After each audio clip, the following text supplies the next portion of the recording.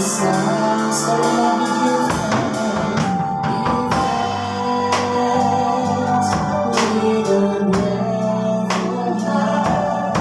Give thanks to the Holy One.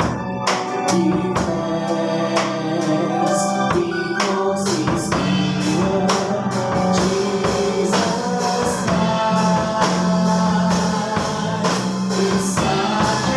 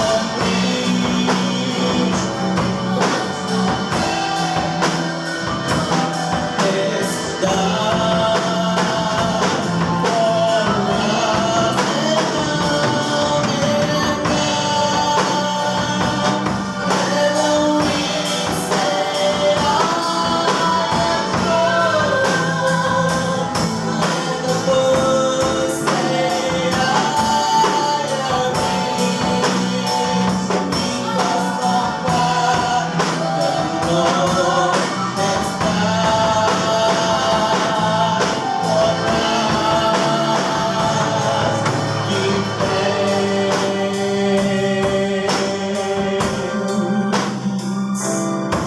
Give thanks. Give thanks. Give thanks. Give thanks.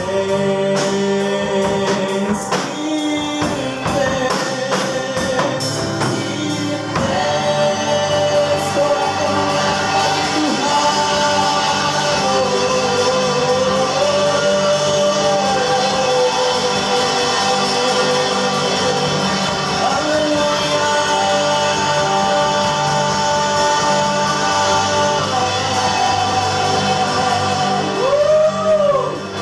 Tuhan, kami siap untuk memuji menyembah Engkau. Kami siap untuk bersorak-sorai di dalam nama Engkau. Dan kami percaya Tuhan Engkau ada di tengah-tengah kami. Dan kami tahu Tuhan Engkau ada bersama-sama dengan kami. Terpuji namamu Tuhan. Sertai ibadah kami pagi hari ini. Dari awal, pertengahan hingga akhir. Di dalam nama Yesus kami berdoa. Amin. Mari kita terus memuji Tuhan. Haleluya. Tepuk tangan di atas kepala kita. Pujilah namamu Tuhan. Amin.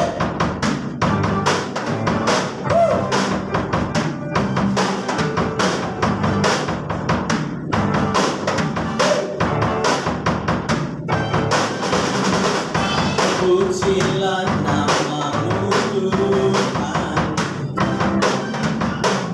kuatan penuh kemuliaan. Satu suara kami nyatakan, kebesaran-Mu kekal selamanya. Terpujilah namamu Tuhan. Ajaib Yesus, ajaib dan penuh keagungan. Satu hati kami nyatakan, kerajaan-Mu kekal selamanya.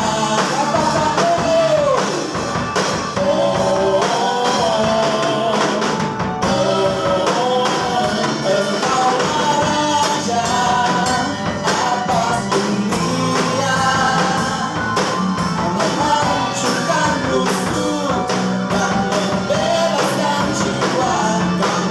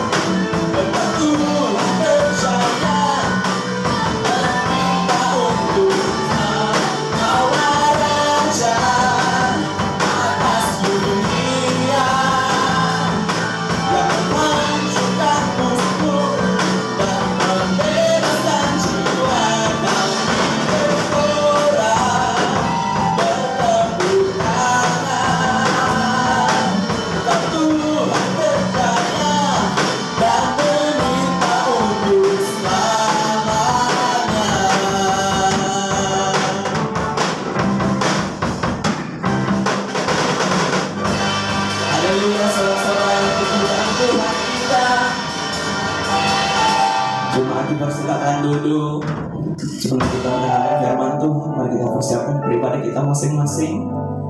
Kita angkat lagu ini sebagai tanda persiapan kita di hadapan Tuhan. Kita merasakan kasih karunia Bapa itu, kebaikan Tuhan yang telah kita terima daripada Tuhan sendiri. Mari kita ambil masa saat ini. Mari kita berperkara di hadapan Tuhan. Masing-masing lepas pribadi berperkara di hadapan Tuhan. Jadikan lagu ini sebagai tanda respon untuk mempersiapkan hatimu mendengarkan suara Tuhan pagi hari ini. Mari kita angkat lagu ini memuliakan Tuhan di hadapan Tuhan.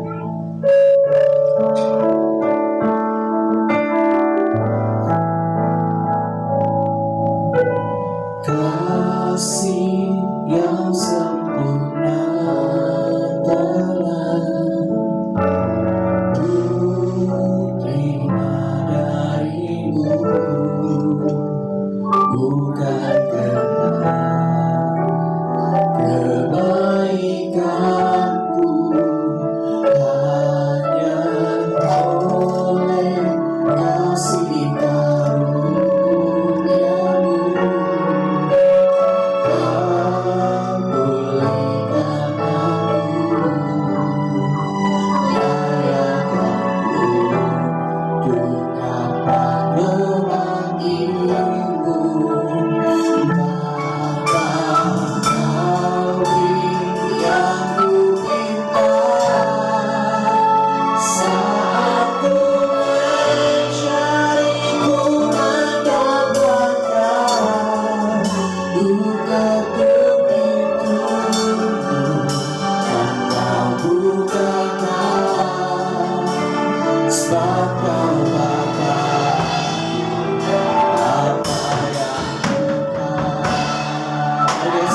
Lagu kasih sempurna hadapan kasih yang sempurna telah kuterima darimu, Yesus, bukan karena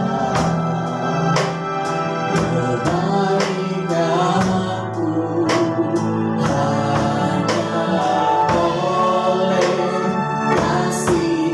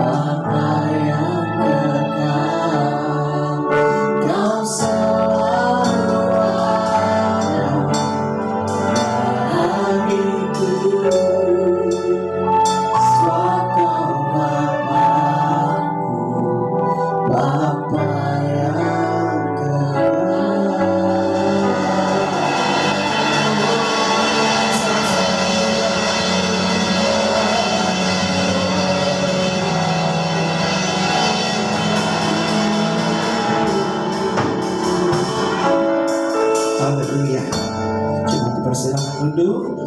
Setelah kita akan menikmati perkongsian firman Tuhan, persilakan hamba Tuhan yang akan melayani pagi hari ini.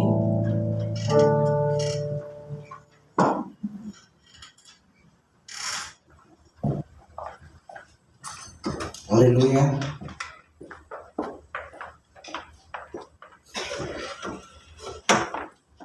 Kita bersyukur kepada Tuhan, kebaikan Tuhan yang tidak pernah putus, tidak pernah berakhir dalam hidup kita. Dalam apa keadaan sekalipun, Tuhan itu tetap baik, tetap memberi kepada kita apapun yang kita perlukan, bukan yang kita inginkan, tetapi lebih daripada itu apa yang kita perlukan. Tuhan lebih tahu apa yang terbaik untuk kita. Oke. Hari ini saya ingin mengajak kita semua untuk belajar satu firman Tuhan yang saya ambil tema mengalahkan intimidasi. Mengalahkan intimidasi. Firman Tuhan di dalam Yohanes 10 ayat 10 berkata, iblis datang untuk mencuri, membunuh, dan membinasakan. Iblis datang untuk mencuri, membunuh, dan membinasakan.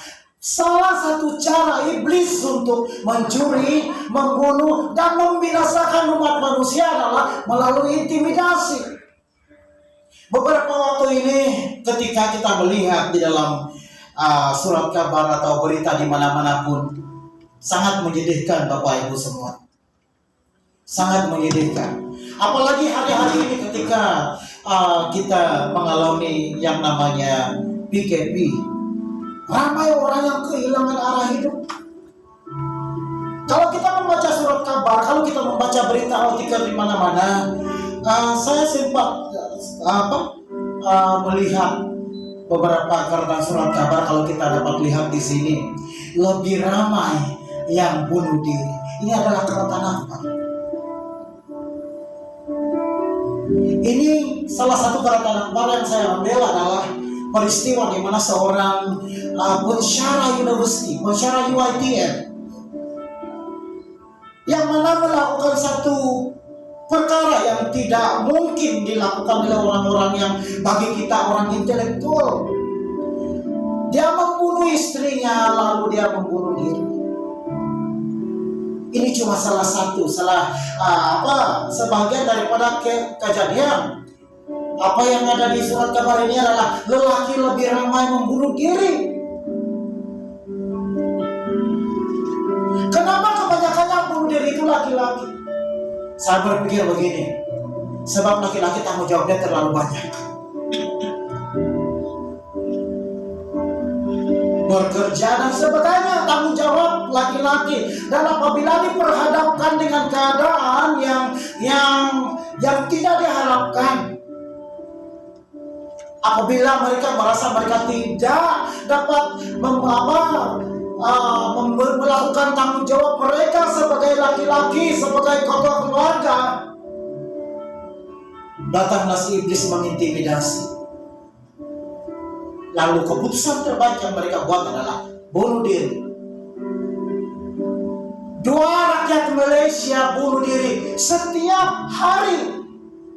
Ini adalah penyelidikan ataupun purata yang dilakukan oleh polis ataupun PDRM ataupun pihak-pihak tertentu, yang mana mereka mendapati bahwa hari-hari ini purata orang yang bunuh diri itu adalah di Malaysia saja 2 orang satu hari. Ini adalah tindakan-tindakan yang dilakukan oleh orang-orang yang tidak dapat bertahan dengan intimidasi yang mereka alami dalam kehidupan. Sangat menyedihkan Bapak Ibu. Apa yang kita lihat sekarang ini adalah seorang hamba Tuhan yang bernama Jared Wilson. Dia seorang hamba Tuhan yang menggembala jemaat lebih kurang 15.000 orang di California. Dan sangat menyedihkan. Sebenarnya pelayanannya adalah lebih tertumpu kepada orang-orang yang putus harapan, orang yang sudah tidak ada masa depan, orang yang bagi mereka sudah tidak ada harapan lagi untuk hidup. Jared dan istrinya melayani orang-orang seperti itu. Mereka memberi motivasi kepada orang-orang yang sudah tidak ada harapan lagi untuk hidup. Namun apa yang terjadi dalam ketika keadaan semuanya kelihatan baik, hubungan suami istri seperti baik, anak-anak mereka yang 3 orang itu baik, dan yang pastinya jemaat yang digembalakan sebanyak 15.000 orang itu semua kelihatan baik-baik saja. Namun pada satu pagi ketika ditemukan Pastor Jared tergantung di kamarnya karena membunuh diri, lalu dunia tertanya-tanya, semua orang bertanya-tanya, kenapa hal itu boleh terjadi? Dengar baik Bapak Ibu, semua orang pasti mengalami yang namanya intimidasi. Apa itu intimidasi? Kalau kita lihat di sini dalam kamus Indonesia, kamus besar Indonesia, tindakan menakut-nakuti, mengancam,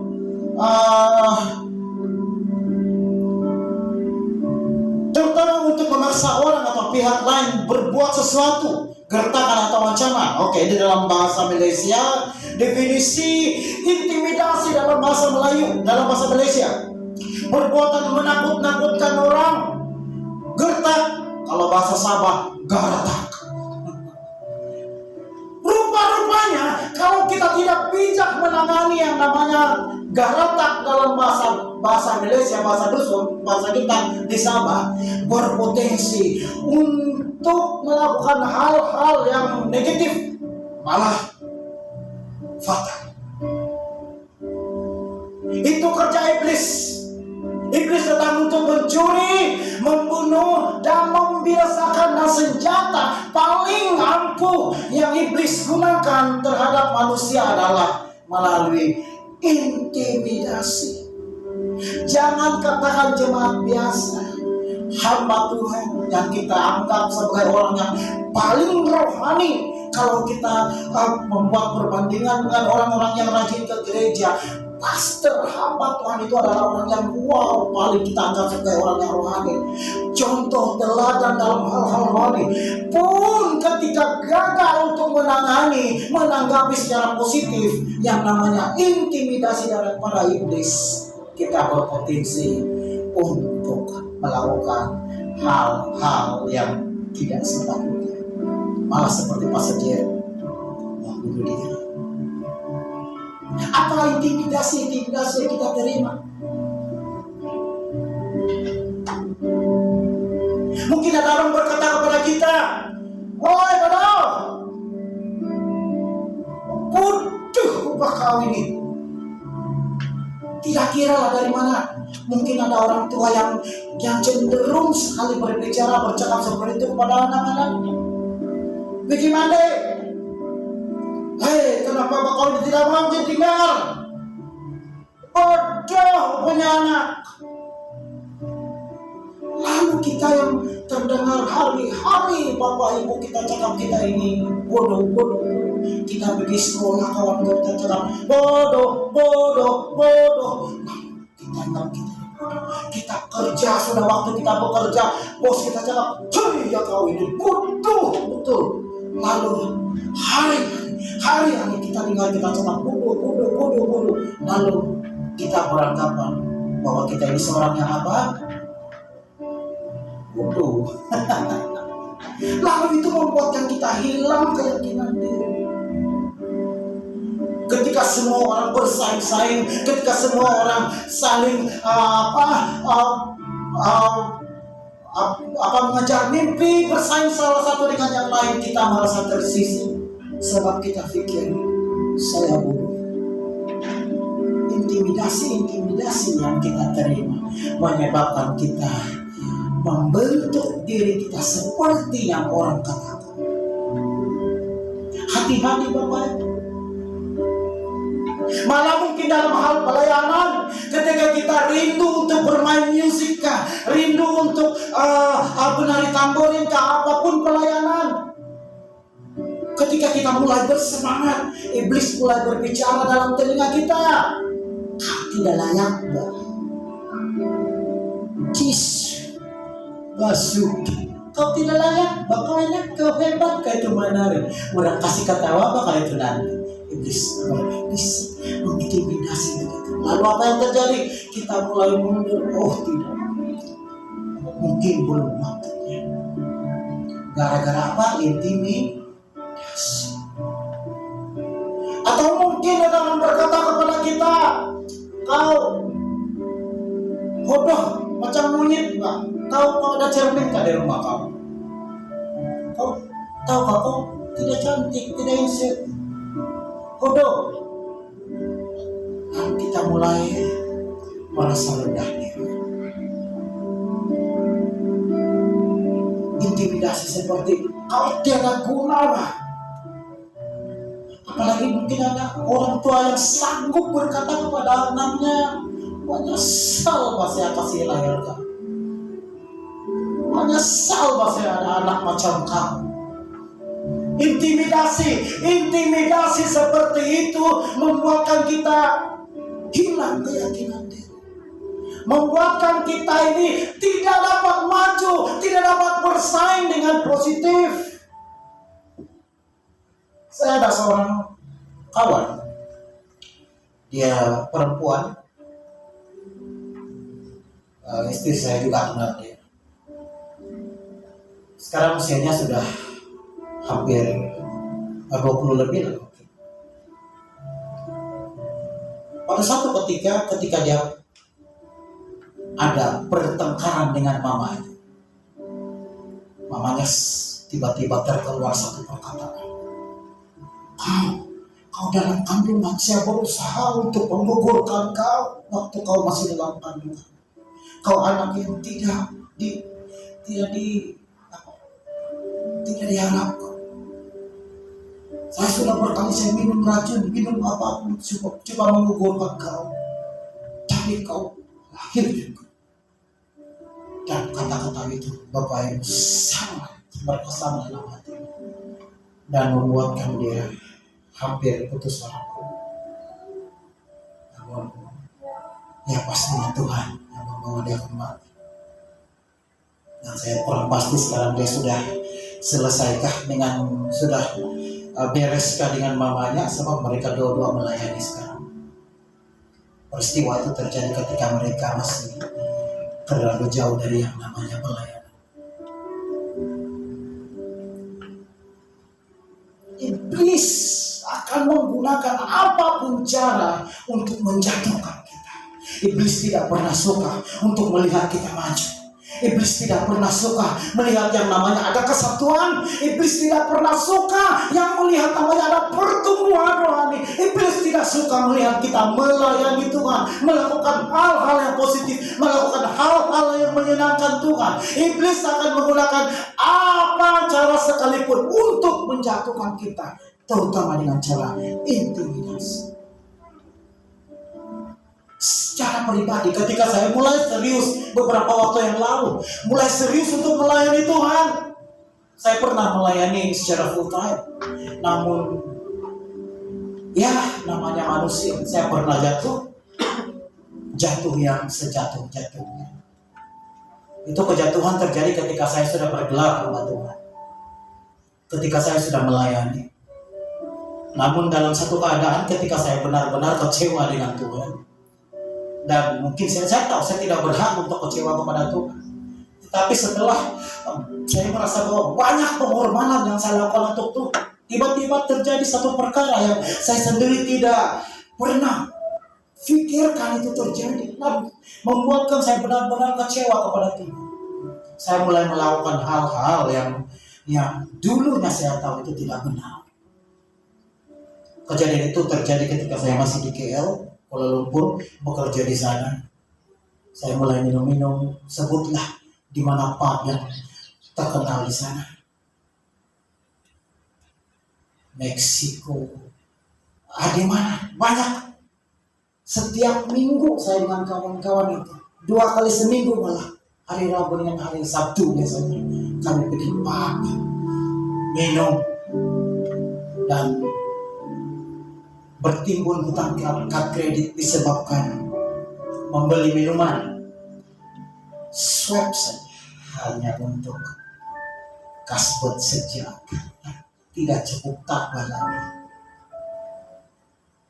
Saya jatuh dalam berbagai jenis dosa. Dan saya bersyukur saya kembali kepada Tuhan disebabkan satu pengalaman juga. Ketika itu kalau kami keluar dengan kawan-kawan saya yang kebanyakannya orang Cina, saya duduk di depan, di sebelah kiri, sebelah driver. Dan itu tempat saya. Setiap kali kami pergi sama ada waktu jalan atau balik ke mana-mana, itu tempat saya. Tetapi pada suatu ketika, hari itu saya masih ingat hari Sabtu. Dan tiba-tiba saya masih bekerja. Dalam lebih kurang jam 3, tiba-tiba ada satu suara yang bercakap dalam hati saya. Hari ini jangan kau pergi. Berkali-kali, bukan sekali, saya coba tes kenapa suara ini ada, kenapa ada. Sampai saya tidak fokus untuk melakukan banyak hal-hal lain, kerja dan sebagainya. Hari ini jangan pergi, jangan pergi, jangan pergi. Berkali-kali kata-kata itu datang. Lalu saya tidak dapat melawan kata-kata itu. Apa yang terjadi? Saya tidak ikut kawan-kawan waktu itu. Saya pergi ke rumah kakak saya yang ada di Ampang. Dan apa yang terjadi Bapak Ibu? Ketika sudah menjelang pagi Ahad, tiba-tiba kawan saya telepon. Salah satu daripada kawan saya telepon, kau sudah tahukah? Apa? Gimana? Dia sebut nama kawan saya cuma berdua di ruang pergi. Biasanya kami bertiga, cuma berdua. Dan kawan saya yang satu itu yang biasa duduk di belakang, duduk di depan, menggantikan tempat saya. Apa yang terjadi ketika mereka sudah mabuk, mereka balik daripada pub, balik ke rumah, mereka terlibat dalam kemalangan. Dan apa yang terjadi? Kawan yang di sebelah itu yang biasanya menjadi tempat duduk saya, koma selama hampir 2 bulan.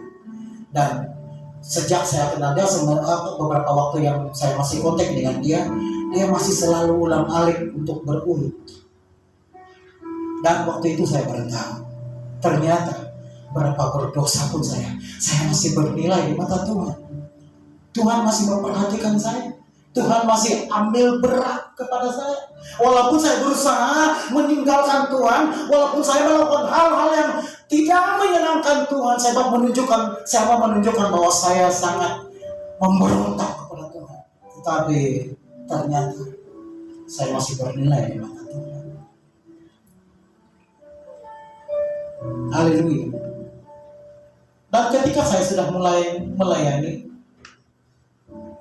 ada satu intimidasi iblis yang selalu datang kepada saya.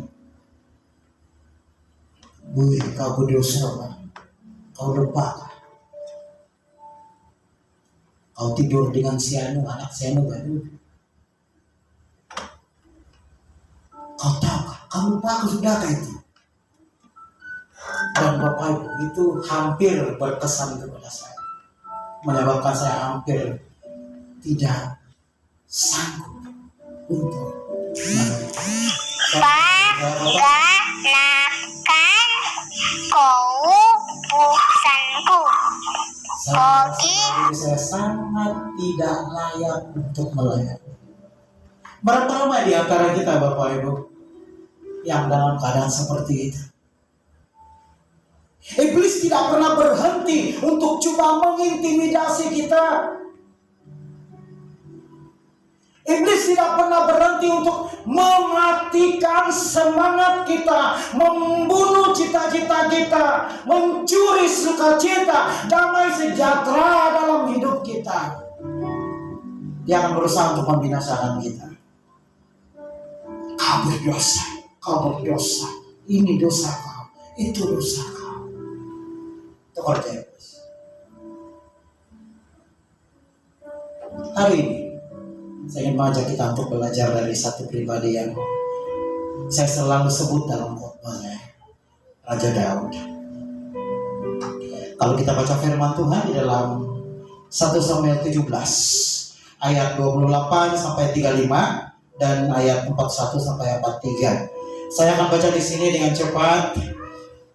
Ayat 28, ketika Eliab kakaknya yang tertua mendengar perkataan Daud kepada orang-orang itu, bangkitlah amarah Eliab kepada Daud sambil berkata, mengapa engkau datang? Dan pada siapakah kau tinggalkan kambing domba yang 2-3 ekor itu di padang gurun? Aku kenal sifat memberanimu dan kejahatanmu. Engkau datang kemari untuk dengan maksud melihat pertempuran. Tetapi jawab Daud, apa yang ku perbuat hanya bertanya saja. Ayat 29 ayat 30. Lalu berpalinglah daripadanya kepada orang lain dan menanyakan yang sama. Dia tetap bertanya juga walaupun dimarahi oleh abangnya. Dan rakyat memberi jawab kepadanya seperti tadi. Ayat 31. Terdengarlah kepada orang perkataan yang diucapkan oleh Daud, lalu memberitahunya kepada Saul. Dan Saul menyuruh memanggil dia. 32. Berkatalah Daud kepada Saul, janganlah seseorang menjadi tawar hati karena dia. Maksudnya tentang Goliat. Janganlah orang-orang Israel, maksudnya menjadi tawar hati karena si Goliat itu. Hambamu ini akan pergi melawan orang Filistin itu. Tetapi Saul berkata kepada Daud, tidak mungkin engkau dapat menghadapi orang Filistin itu untuk melawan dia, sebab engkau masih muda, sedang dia sejak dari masa mudanya telah menjadi prajurit. Saul berkata kepada Daud, kau tidak bolehlah lawan dia, kau masih muda bang. Si Goliat itu dari masa muda dia pun dia sudah jadi tentara, sudah banyak pengalaman dibandingkan dengan kau. Tetapi Daud berkata kepada Saul, hambamu ini biasa menggembalakan kambing domba ya. Apabila datang singa atau beruang yang menerkam seekor domba dari kawanannya, maka aku mengajarnya dan melepaskan domba itu dari mulutnya. Kemudian apabila ia berdiri menyerang aku, maka aku menangkap janggutnya, lalu mengajarnya dan membunuhnya. Ayat 41. Orang Filistin itu kian dekat menghadiri Daud, dan di depannya orang yang membawa perisainya. Ketika orang Filistin itu menunjukkan pandangannya ke arah Daud serta melihat dia, dihinanya Daud. Ketika Goliat melihat Daud yang datang menemui dia, dia berkata, dia menghina Daud karena ia masih muda, kemerah-merahan dan elok parasnya. Masih budak-budak lah kalau kita bilang di sini. Masih budak betul-betul, masih merah-merah, masih elok parasnya, cute mungkin, baby face mungkin gitu. Cute dia bilang. Ayat 43. Orang Filistin itu berkata kepada Daud, anjing ke aku, tasu aku teh, kadus kalau bahasa dia. Anjing ke aku, maka engkau mendatangi aku dengan tongkat. Lalu demi para allahnya orang Filistin itu mengutuki Daud. Daud yang begitu berani mendatangi Goliat. Cerita ini sudah berulang-ulang kita dengar. Sekurang-kurangnya ada 5 intimidasi yang Daud terima pada waktu itu.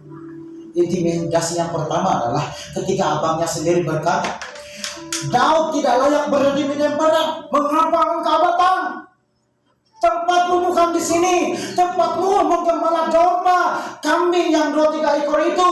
Engkau tidak layak berada di sini. Lebih kurang itu yang Eliab mau sampaikan kepada Daud. Mungkin kita pernah mengalami keadaan di mana kita melihat orang lebih layak untuk melayani ataupun menduduki tempat itu daripada kita. Sebenarnya bukan kita tidak layak, cuma jangan karena intimidasi. Yang pastinya ada waktu Tuhan untuk semuanya. Satu hal yang saya tertarik dengan Daud adalah dia mencintai proses. Dia tidak pernah lari daripada proses. Kalau kita tahu ada masalah di depan, siapa lagi yang mau pilih sana? Kalau di sana ada masalah. Tapi Daud tidak.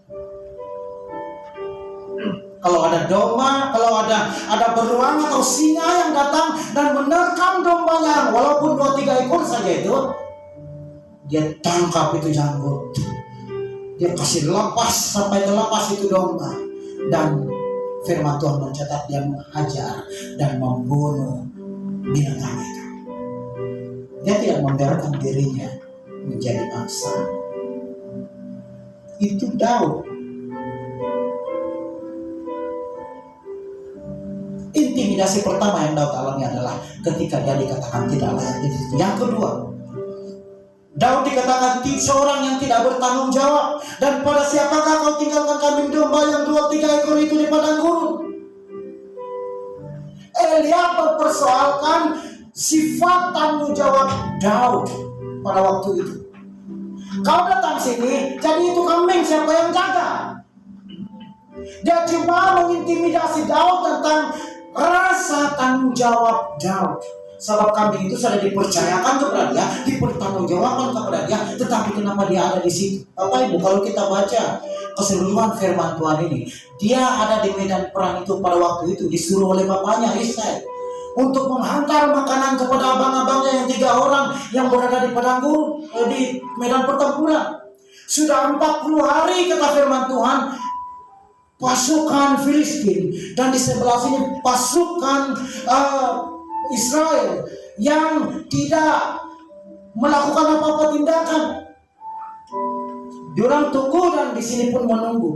Tapi tiap hari kata firman Tuhan, si Goliat ini datang di hadapan orang-orang Israel dan berkata, "Wahai, pilihlah salah satu di antara kamu yang mampu, yang mau melawan saya. 1 lawan 1. Kalau saya menang, kamu semua jadi hamba kami. Kalau kamu orang menang, kami jadi hamba kamu." Lebih kurang begitu. Dan itulah waktu Daud disuruh bapaknya datang ke medan perang itu, dan hal ini terjadi.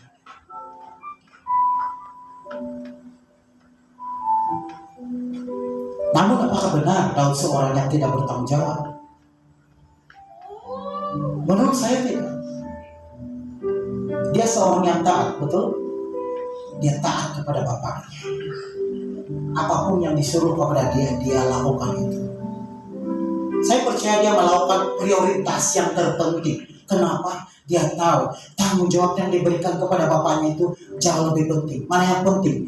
Kasih makan domba atau kasih makan abang-abangnya? Sebenarnya dia melakukan apa yang lebih baik. Dia memilih yang lebih baik. Tapi abangnya tidak tahu itu. Kadang-kadang intimidasi iblis dari kita seperti itu.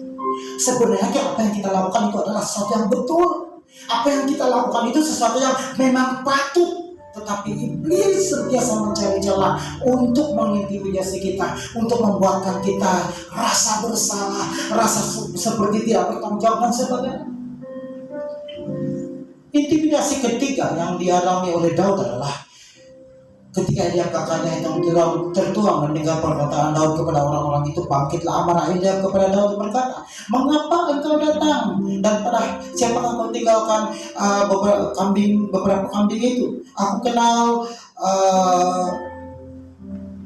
kenal sifat pemberanimu dan kejahatanmu." Eliab mengintimidasi Daud sebagai seorang yang jahat. Hanya karena perkara itu dia dikatakan sebagai seorang yang jahat. Yang keempat, intimidasi keempat yang dialami oleh Daud adalah engkau datang kemari dengan sifat untuk melihat pertempuran, bukan karena mau mengantar makanan. Lebih kurang seperti itu. Eliab sekali lagi mengintimidasi Daud. Sebenarnya kau datang ke sini sebab mau tinggal-tinggalkan, sebab bukan sebab mau antar makanan kan? Lebih kurang seperti itu.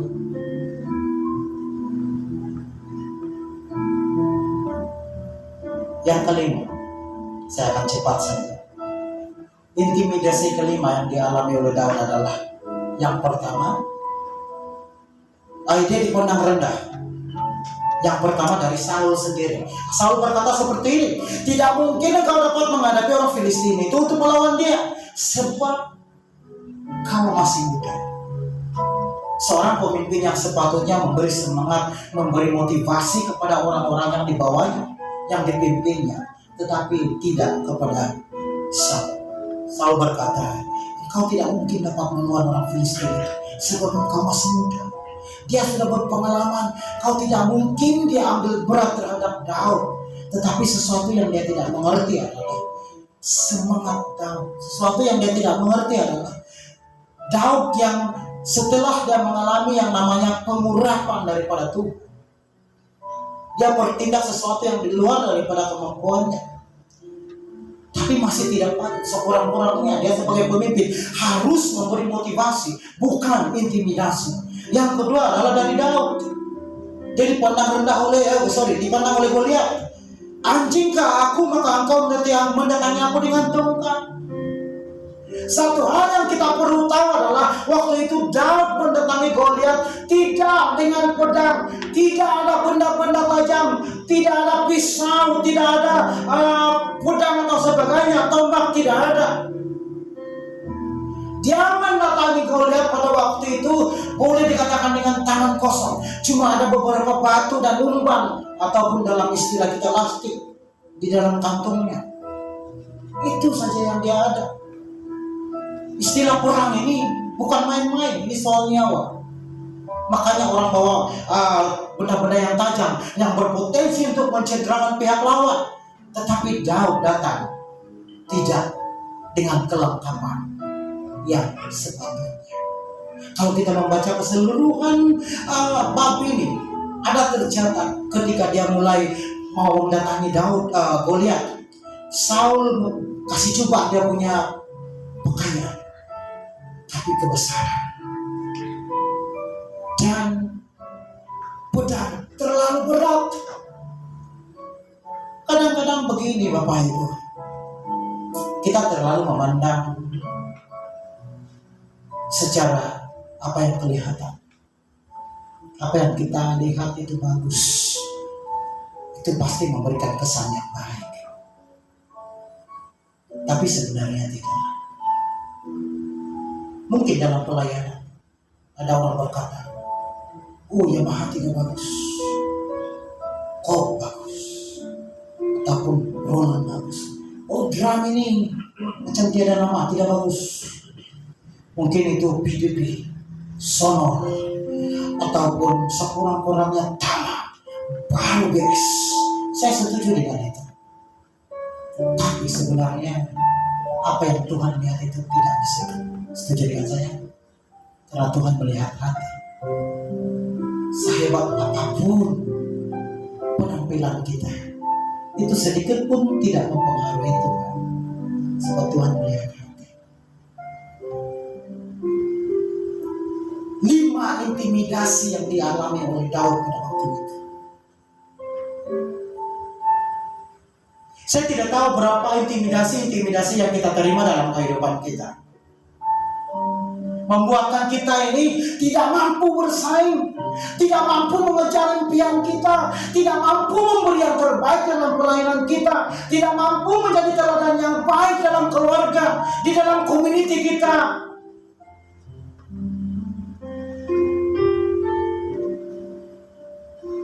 Bagaimana Daud mengalahkan semua intimidasi yang dihadapi? Yang pertama, Daud seorang yang berpendirian teguh. Ayat 29 tadi, tetapi jawab Daud, apa yang kau perbuat? Hanya bertanya saja, lalu berpaling liar daripadanya kepada orang lain dan menanyakan yang sama, dan rakyat memberi jawaban kepadanya seperti tadi. Ketika Eliab, kenapa kau pergi tanya-tanya orang apa yang terjadi di sini? Sebab Daud baru datang dan dia lihat, kenapa orang berkumpul di sana? Kenapa orang berkumpul di sini? Kenapa seperti tidak apa-apa yang terjadi? Lalu dia mulai tanya-tanya, kenapa itu? Kenapa itu? Kenapa itu? Kenapa itu? Dia tanya satu-satu. Lalu Eliab melihat perkara itu sebagai sesuatu yang seakan-akan tidak bagus. Apa yang kau perbuat?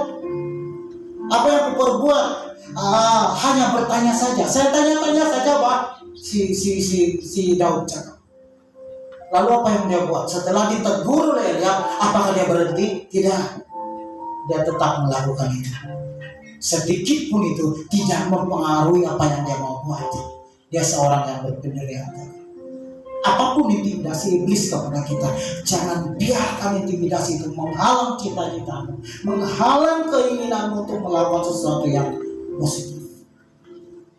Dia terus pergi juga dia tanya, sebab dia memerlukan informasi yang cukup untuk dia mengambil satu keputusan, mengambil satu tindakan. Maka dia lakukan itu. Yang kedua, bagaimana Daud mengalahkan intimidasi yang dialami pada waktu itu. Satu sifat yang pastinya semula jadi dan itu tidak berubah dalam dirinya adalah dia seorang pemberani. Dia bukan seorang penakut. Proses yang dialami dalam hidupnya itu mengajar dia menjadi seorang pribadi yang sangat mantap. Dia tidak takut apapun yang dia alami. Singa yang mengancam nyawanya, dia tidak pernah takut sebab dia rasa tanggung jawab dia lebih besar daripada semua itu, dan penyertaan Tuhan yang memampukan dia untuk mengalahkan semua hal yang dialami dalam kehidupan dia. Daud berkata kepada Saul, "Hamba-Mu ini biasa mengamalkan kambing domba ayatnya. Apabila datang singa atau beruang yang menerkam seekor domba dari kawanannya, maka aku mengajarnya dan melepaskan domba itu dari mulutnya. Kemudian apabila dia berdiri menyerang aku, maka aku akan menangkap janggutnya lalu mengajarnya untuk membunuhnya." Sehebat apapun masalah, dia tidak pernah takut. Sehebat apapun proses yang engkau alami dalam kehidupan, mengucap syukur. Proses kita tidak dapat tolak. Proses datang ikut suka hati dia lah. Dia mau datang, dia datang. Kita bukan memilih kalau ada masalah datang lalu kita boleh pilih tidak. Hari ini macam mana lah, tidak boleh itu masalah. Tidak boleh. Engkau dalam keadaan happy kah? Engkau dalam sukacita kah? Dalam keadaan yang tidak berkekurangan kah? Proses itu boleh datang. Masalah itu berdatang. Apalagi bila engkau dalam masalah, kadang-kadang ada istilah yang berbunyi seperti ini: sudah jatuh di timpa tangga, sudah masalah, sudah tiada minyak kereta, pancut lagi ke tayar, pernah habis bertambah-tambah masalah. Proses datang pada waktu yang tidak kita harapkan, tapi Daud setia menghadapi proses. Yang pastinya adalah dia mengucap syukur. Di dalam kitab kumpulan Mazmur, hampir separuh daripada Mazmur yang berjumlah 150 pasal itu adalah ditulis oleh Raja Daud, dan selebihnya adalah hamba-hamba Tuhan yang lain. Dan di dalam kitab Mazmur itu terdapat 81 kata bersyukur, bersyukur, bersyukur. Kenapa bersyukur itu penting? Minggu lepas Ibu Gembala kita, Bu Sabina, sudah menyampaikan khotbah tentang bersyukur. Tahu kita berapa penting itu bersyukur? Kalau kita lihat kaji dalam Alkitab beberapa kejadian, ketika Tuhan Yesus memberi makan 4.000 orang, 5.000 orang, dan banyak mujizat lain. Sebelum dia melakukan itu, dia mengucap syukur terlebih dahulu. Satu kejadian ketika dia membangkitkan Lazarus dari kematian, sebelum dia mengarahkan Lazarus, bangunlah, keluarlah. Sebelum dia lakukan itu, dia berdoa mengucap syukur kepada Allah. Dan banyak kejadian lain. 2 roti 5 ikan hanya untuk 1 orang lah, paling tidak 2 orang lah mungkin. Kalau ikan basung 1 orang sajalah. Kalau ikan karapu yang besar sedikit bolehlah 2-3 orang. Tapi kalau ikan basung 1 orang saja itu. Roti, kalau roti canai mungkin, kalau saya roti canai bolehlah. Kalau 5, 2-3 orang boleh makan. Kalau saya tidak cukup 1, biasa 2 kalau saya. Bukan rangka, tapi memang suka makan roti canai. Jumlah yang sedikit itu ketika diserahkan, Tuhan mengucap syukur untuk itu, Tuhan Yesus.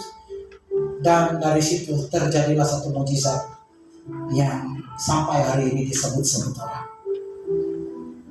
Tidak keterlaluan kalau saya katakan mengucap syukur itu adalah tanda awal untuk kita melihat mujizat besar. Setuju dengan saya?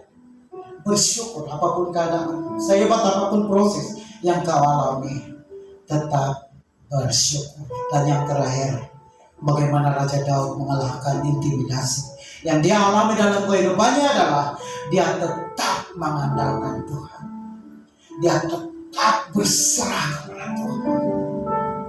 Firman Tuhan di dalam 1 Samuel 17 ayat 45. Tetapi Daud berkata kepada orang Filistin itu, engkau mendatangi aku dengan pedang dan tombak dan lembing, tetapi aku mendatangi engkau dengan nama Tuhan semesta alam, Allah segala barisan Israel yang kau tentang itu.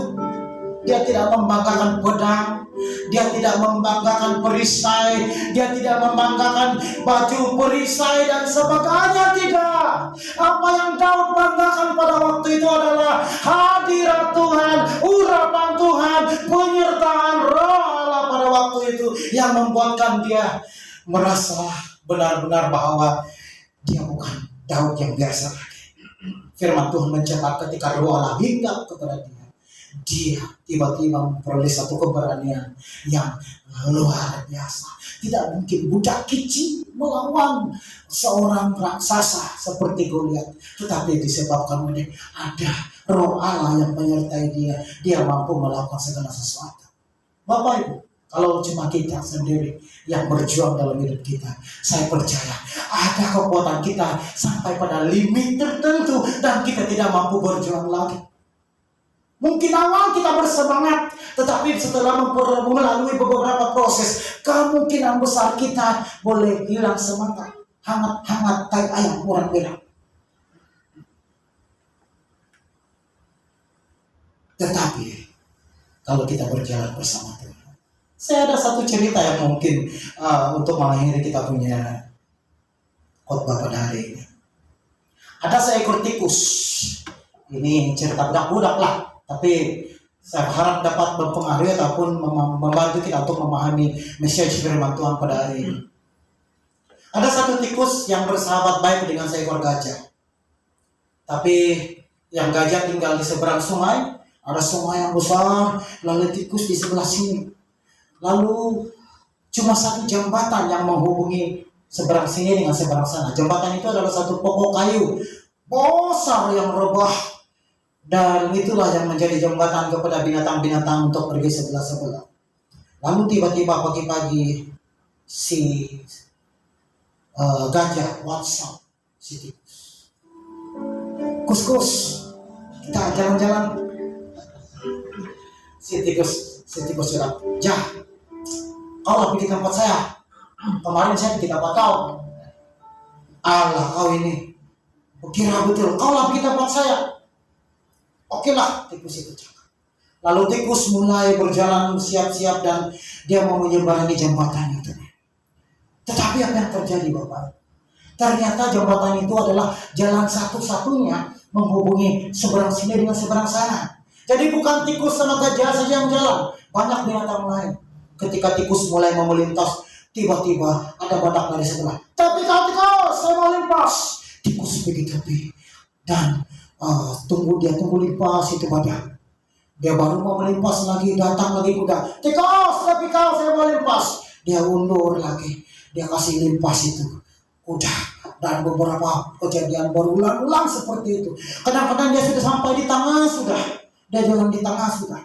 Tiba-tiba datang lagi kangaroo, dia undur lagi pergi sebelah. Dan sampailah beberapa lama baru dia sampai di seberang.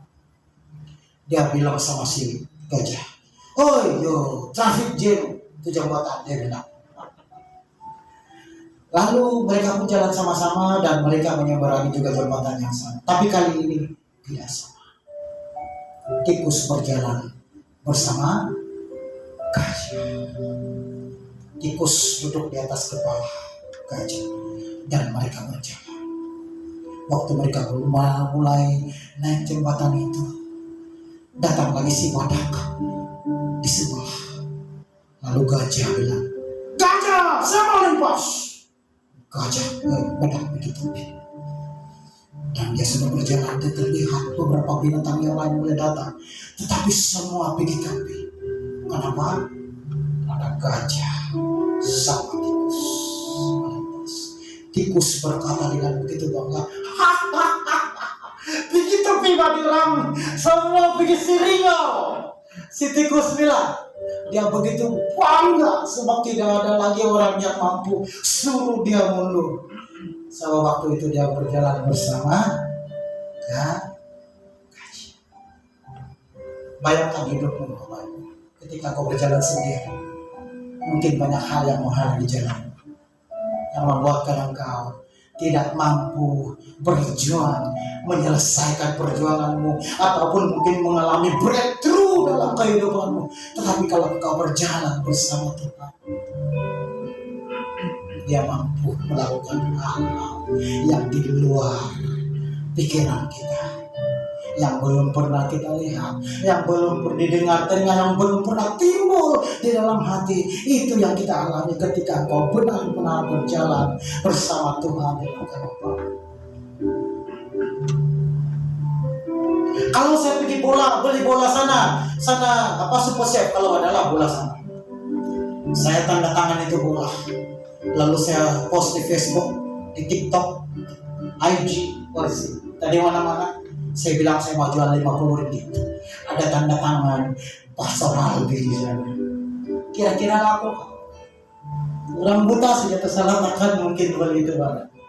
Tapi coba, kalau bola yang walaupun saya yang beli, tapi ada tanda tangan Ronaldo 7. Kamu yakin gak kalau bola itu beli jual dengan harga yang mahal? Yakin? Sebab kenapa? Ada tanda tangan.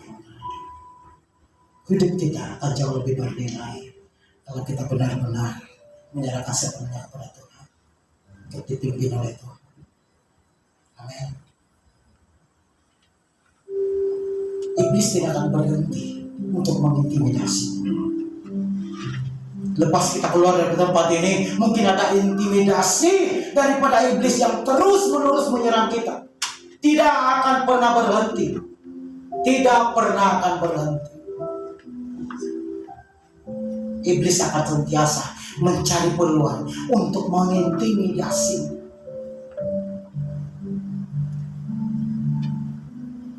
Mari kita ambil prinsip seperti Daud. Amin. Apapun intimidasi, apapun cara iblis untuk coba menggagalkan rencana Allah dalam hidupmu, ketika engkau benar-benar berharap kepada Tuhan, rencana Allah tidak pernah gagal. Amin. Haleluya. Satu hal yang saya mau sampaikan kepada kita secara pribadi, jangan buka celah. Jangan buka celah. Maksudnya adalah ketika ada celah, iblis akan masuk sekecil apapun ruang itu, celah itu, untuk mengintimidasi kita. Betul-betul terakhir, ada satu cerita. Oh iya, betul-betul terakhir. Ada satu company, mereka adalah company perkapalan. Dia seorang bos ini, dia memiliki beberapa kapal, tapi ada satu kapalnya yang besar. Dan dia dapat satu kontrak untuk hantar kontainer yang banyak sekali ke satu tempat. Tetapi masalahnya adalah kapalnya yang besar itu ada bocor di bawah. Dan dia bertanya kepada pekerja-pekerjanya, kalau dalam beberapa tahun berapa lama dia akan bocor. Lalu pekerja-pekerjanya bercakap, kita ada pump yang akan pump air masuk itu akan dipump keluar. Jadi kalau pump itu sentiasa berjalan, tidak mungkin akan tenggelam walaupun dengan beratnya beberapa tahun. Lalu dia berpikir seperti ini, untung lebih besar. Kalau saya dapat untung, baru saya repair itu kapal. Lubang yang kecil itu baru saya repair itu. Sebab memerlukan waktu yang lama untuk repair. Lalu ternyata itu adalah keputusan yang betul-betul salah. Dia meneruskan perjalanannya tanpa disangka kapal itu terlanggar batu karang. Lubang yang kecil itu awal-awal semakin besar. jumlah air yang masuk ke dalam kapal itu semakin banyak. Dan pam yang sepatutnya pam air keluar itu sudah tidak mampu lagi. Bapak Ibu, kalau ada celah sedikit pun dalam kehidupanmu, kalau boleh cepat kasih tampak, pahitong itu terjalan. Sebab kalau tidak, iblis seperti singa yang mau mengamuk, yang sentiasa mencari mangsanya.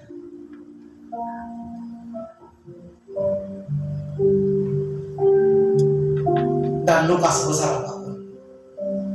sebesar apapun luka yang kita alami dalam kehidupan, hanya Tuhan dokter yang mampu melakukan itu. Amin. Jangan biarkan iblis mengintimidasimu sehingga engkau tidak berkembang dalam pelayanan, dalam kehidupan, dalam career, dalam hubungan, dalam kehidupan. Mari sekali lagi kita andalkan Tuhan seperti Daud. Mari kita tunduk kepala. Bapa di surga, kami bersyukur hari ini Kau mengajar kami tentang bagaimana kami dapat mengalahkan intimidasi. Kami tahu iblis tidak pernah suka untuk melihat kami maju atau mengalami kemajuan, pembaharuan di dalam kehidupan kami, terutama dalam hubungan kami dengan Tuhan. Kami tahu iblis akan berusaha mencari sekecil apapun celah untuk dia masuk dan akan coba menjatuhkan kami. Bapa, kami berserah kepada-Mu hari ini. Kalau Daud dapat mengalahkan sebesar apapun tantangan yang dia alami, dia menang atas proses. Dan dia menang ketika dia menghadapi Goliat. Dia menang dalam intimidasi yang dia alami dalam kehidupannya. Kami percaya Tuhan juga dapat memampukan kami.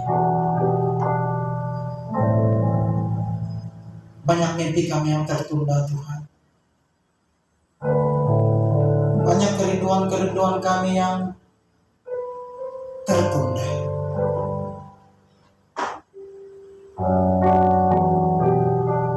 Mungkin kami gagal dalam beberapa hal dalam kehidupan kami. Mungkin kami gagal jadi anak yang baik. Kami gagal jadi suami yang baik, istri yang baik, orang tua yang baik. Kami gagal jadi pelayan-pelayan Tuhan yang baik.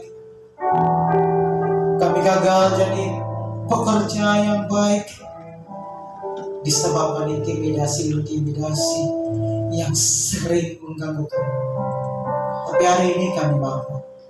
Kami yakin, kami percaya bahwa Tuhan akan memampukan kami untuk mengalahkan setiap intimidasi yang kami alami dalam kehidupan kami.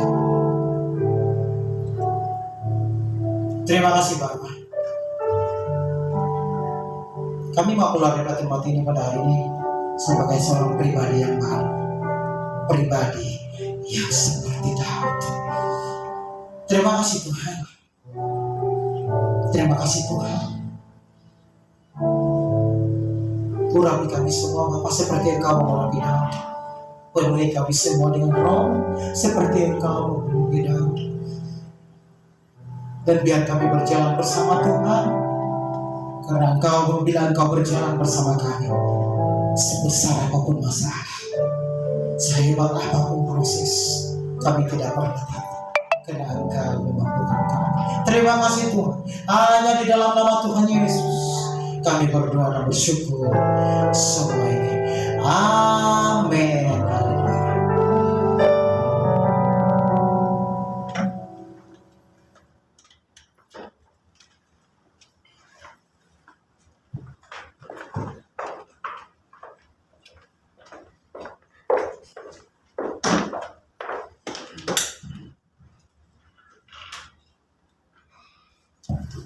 Terima kasih Pastor Edwi untuk perkongsian firman Tuhan pagi hari ini. Baik, mari kita merespon firman Tuhan. Kita mau beri yang terbaik di hadapan Tuhan. Kita mau berdoa untuk memberi yang terbaik di hadapan Tuhan. Mari kita berdoa bersama-sama. Bapa kami di surga, kami mengucap syukur untuk pagi hari ini. Pada saat ini Tuhan, kami bersyukur kami punya Allah seperti Engkau.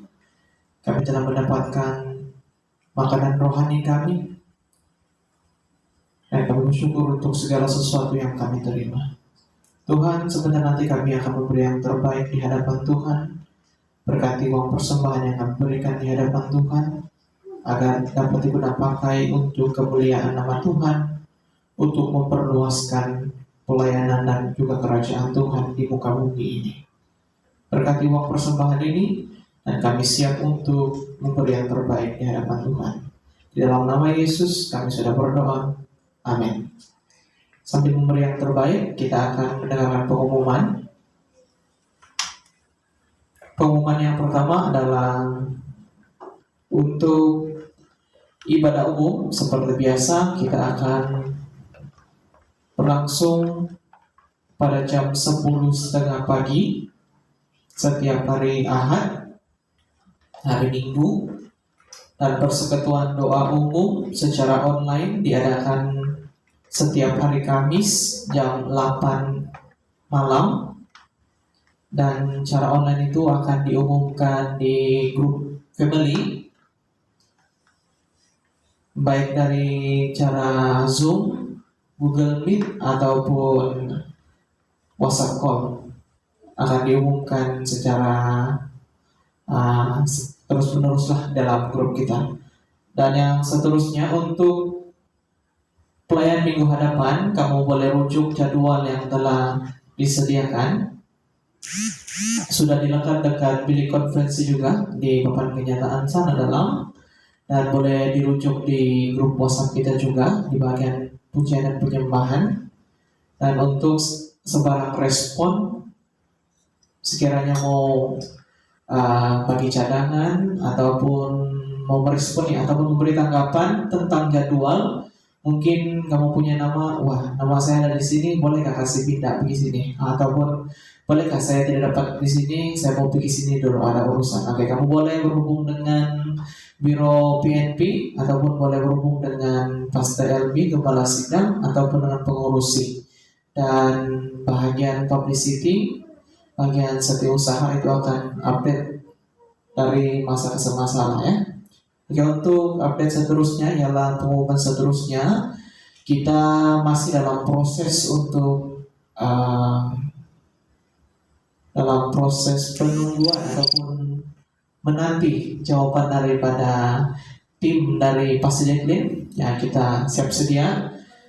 Saya rasa kita boleh siap-siap sudah kan Pastor untuk yang GGR itu bulan September. Tinggal berapa bulan lagi? Pejam celik kita tidak tahu tuh.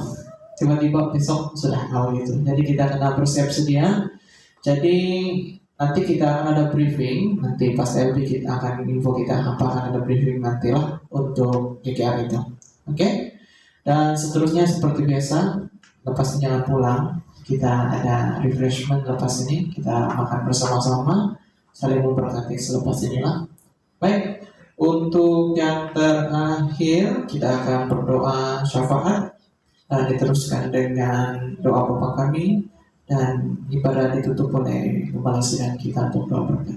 Dan untuk doa syafaat, saya minta pelayanan kesudian Ibu Sri untuk membawa kita dalam doa syafaat.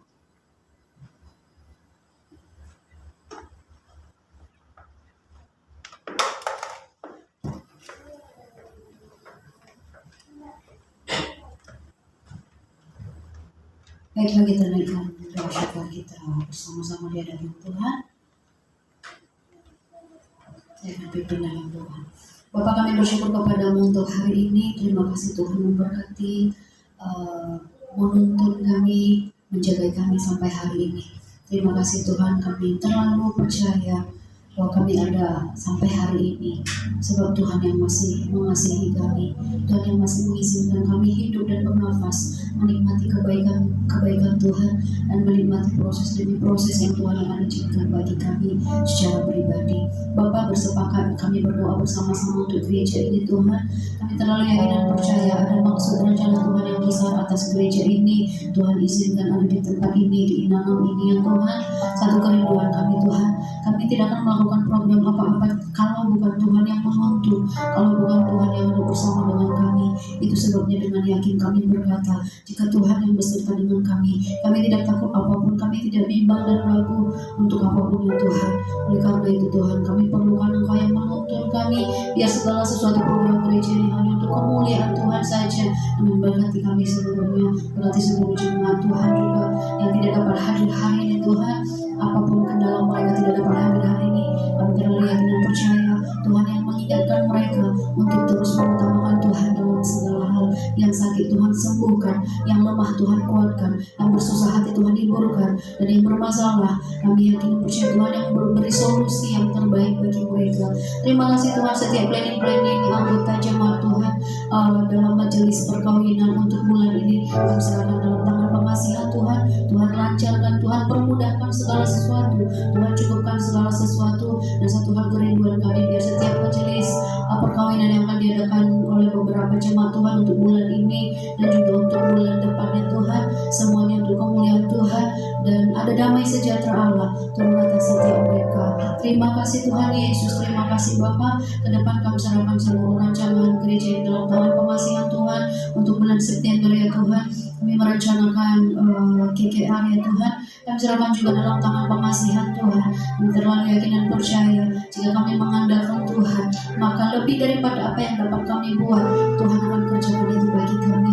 Terima kasih Tuhan Yesus, satu kerinduan kami lewat program ini Tuhan, nama Tuhan dimuliakan dan banyak jiwa semakin datang dengan kerinduan yang besar untuk mencari Tuhan, menemukan Tuhan, merasakan lawatan Tuhan. Tim yang dari Jakarta kami serahkan dalam tangan Tuhan. Tuhan juga persiapkan mereka. Kami yakin dan percaya juga Tuhan akan permudahkan segala sesuatunya. Tuhan lancarkan segala sesuatunya sampai kami melihat betapa Tuhan yang kami sembah turut ambil bagian dan mendatangkan kebaikan bagi kami semuanya untuk kemuliaan nama Tuhan saja.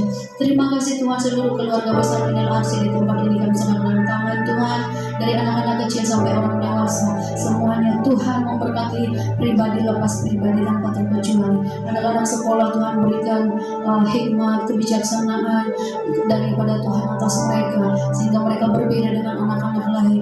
Mereka spesial di mata teman-teman dan guru mereka. Kami ingin percaya jaga pergaulan mereka ya Tuhan, sehingga mereka tetap dalam tuntunan Tuhan. Jangan sakit penyakit dalam nama Yesus Kristus. Terima kasih Tuhan juga anak-anak muda kami serahkan dalam tangan Tuhan. Tuhan yang terus membawa mereka, menjaga hidup mereka tetap kudus di hadapan Tuhan, yang terus mengutamakan Tuhan dalam hidup mereka.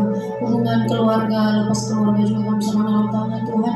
Pulihkan hubungan suami istri ya Tuhan, hubungan anak dengan orang tua dalam nama Yesus. Biar setiap keluarga dipulihkan, keluarga lepas keluarga atas gereja, atas jemaat ini Tuhan. Tuhan pulihkan semuanya dalam nama Yesus Kristus. Terima kasih Tuhan Yesus, terima kasih Bapa. Kami berdoa untuk pemimpin kami, pemimpin NLRC ya Tuhan, yang ada di Korea juga, yang ada di Kuala Lumpur. Kami serahkan mereka dalam tangan Tuhan.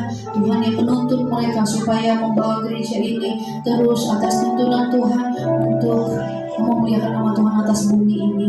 Terima kasih Tuhan, di tempat ini kami serahkan NLRC ini dalam tangan pengasihan Tuhan, dari gembala sidang, seluruh komite, bahkan seluruh tim pelayanan, bahkan seluruh jemaat Tuhan kami serahkan semuanya dalam tangan Tuhan. Satu kerinduan kami Tuhan, Tuhan akan tambah-tambahkan jiwa-jiwa datang beribadah di tempat ini. Terima kasih Tuhan Yesus, terima kasih Bapa. Kami bersepakat memanggil setiap jiwa-jiwa yang saat ini sedang mencari-cari tempat beribadah.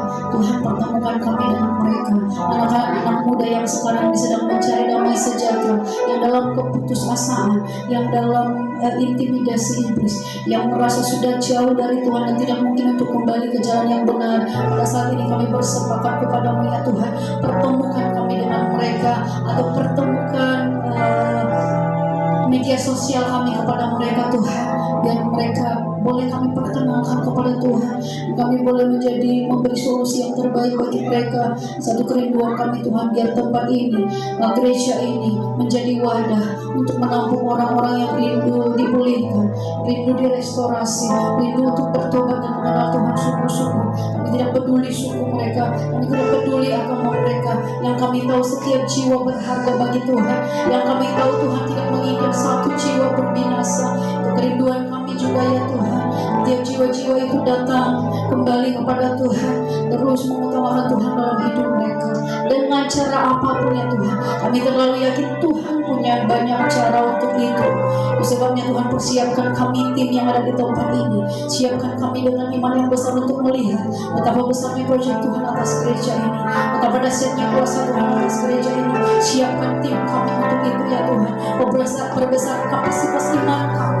Terima kasih Tuhan, kami tidak mau diintimidasi oleh iblis, kami tidak mau direndahkan oleh iblis, karena kami berjalan bersama dengan Tuhan, Raja segala raja, Allah yang besar yang dahsyat itu, yang sanggup mengerjakan bahkan apa yang tidak pernah terlintas dalam pikiran kami, apa yang tidak pernah terdengar oleh telinga kami, lebih daripada apa yang kami rancangkan. Tuhan sanggup kerjakan atas kami, atas gereja ini ya Tuhan. Terima kasih Tuhan Yesus, terima kasih Bapa. Ini doa permohonan kami kepada Tuhan. Sekali lagi kami serahkan inam sekitarnya dalam tangan pengasihan Tuhan, untuk kemuliaan nama Tuhan di tempat ini.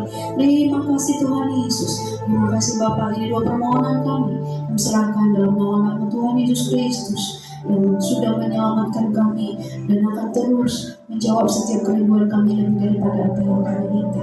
Dalam nama Yesus Kristus kami berucap syukur, haleluya, amin. Sebelum kita akhiri ibadah kita terima berkat daripada hamba Tuhan, kita sama-sama bangkit berdiri di hadapan Tuhan. Kawan kita berdoa seperti doa yang diajarkan Bapa kepada kita. Bapa kami yang di syurga, dikuduskanlah namamu, datanglah kerajaan, jadilah kehendak di bumi seperti di surga. Berikanlah kami pada hari ini makanan kami yang secukupnya, dan ampunilah kami akan kesalahan kami, seperti kami juga mengampuni orang yang bersalah kepada kami. Dan janganlah membawa kami dalam pencobaan, tetapi lepaskanlah kami daripada yang jahat. Karena Engkau yang punya kerajaan dan kuasa dan kemuliaan sampai selama-lamanya.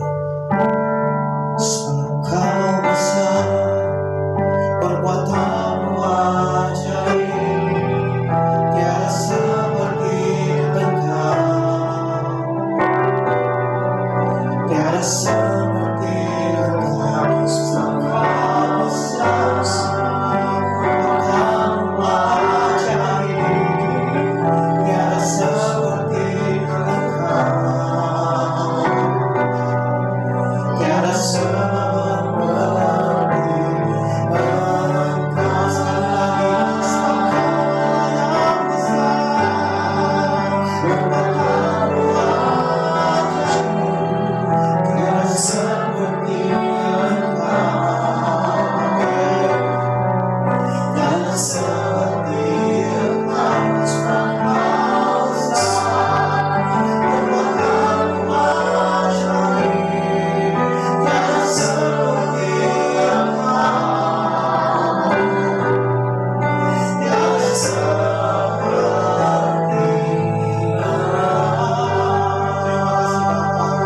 bersyukur dengan Allah yang baik sebenarnya. Kami yakin Engkau terus memberkati gereja ini, bapak-bapak rumah tangga, ibu-ibu rumah tangga, anak-anak, bapak-bapak. Engkau berikan hikmat kebijaksanaan, pengurapan pemimpin, berikan kemampuan kepada mereka untuk dapat memikul tanggung jawab yang besar untuk menghidupi seluruh keluarga, ibu-ibu rumah tangga, ibu yang hamil juga Tuhan berkati kandungan jadi anak yang baik, anak yang tidak kekurangan apapun. Anak-anak yang bersekolah dengan hikmat kebijaksanaan, Tuhan membuat mereka anak-anak yang bijak, anak-anak yang mampu untuk bersaing dengan orang yang lain. Dan Bapa, kami percaya Engkau akan terus memberkati jemaat-jemaat yang kerja ini. Jemaat Tuhan, pulanglah, terimalah berkat, kasih, anugerah damai sejahtera daripada Allah Bapa, cinta kasih daripada Tuhan Yesus, dan persekutuan dengan Roh Kudus yang menuntunmu, yang memberi penghiburan, memberikan tuntunan kepada kita semua, mulai daripada hari ini sampai selama-lamanya, bahkan sampai Maranatha. Dan mari kita semua yang sudah diberkati bersama dengan saya katakan, amin. Selamat hari Minggu, Tuhan Yesus memberkati.